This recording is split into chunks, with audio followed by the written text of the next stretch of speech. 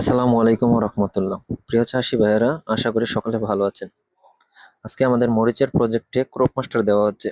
প্রতি লিটার পানিতে 2 থেকে 3 গ্রাম করে আমরা মরিচের প্রজেক্টটিতে ক্রপ মাস্টার দিয়ে দিচ্ছি। এই ক্রপ মাস্টারটি আমরা প্রতি 15 দিন অন্তর অন্তর আমরা দিয়ে থাকি। এটা জমির ফসলের জন্য খুবই খুবই উপকার। এ নিয়ে বিস্তারিত বলতে গেলে একটা পুরো ভিডিও হয়ে যাবে, অন্য একটি ভিডিওতে ইনশাল্লাহ বলে দিব। তো আমাদের এই মরিচের প্রজেক্টটি আমরা শুরু করেছিলাম গত নভেম্বরের 24 তারিখে। আলহামদুলিল্লাহ, গাছে প্রচুর পরিমাণে ফুল এবং ফল আসা শুরু হয়েছে। কিছুদিন আগে বাংলাদেশে প্রচুর পরিমাণ শৈত্যপ্রবাহ প্রবাহিত হয়েছে। তো আমি যেই জাত দুটি সিলেক্ট করেছিলাম সেটা হচ্ছে, একটা হচ্ছে ধূমকেতু আর একটা হচ্ছে ধূম 2।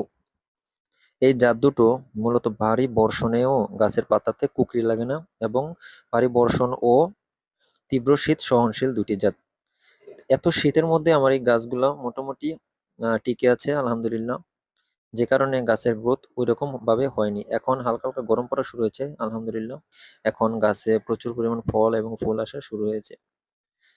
তো আমাদের এই জমিতে সবচেয়ে যে জিনিসটা বেশি আপনার ভালো লাগবে সেটা হচ্ছে, এখন পর্যন্ত এই 2 মাসের ভিতরে আমার যে শসা প্রজেক্ট রয়েছে অথবা ক্যাপসিকাম অথবা মরিচ, তিনটা প্রজেক্টই কোনো ধরনের কোনো পোকামাকড়ের আক্রমণ আমরা দেখিনি।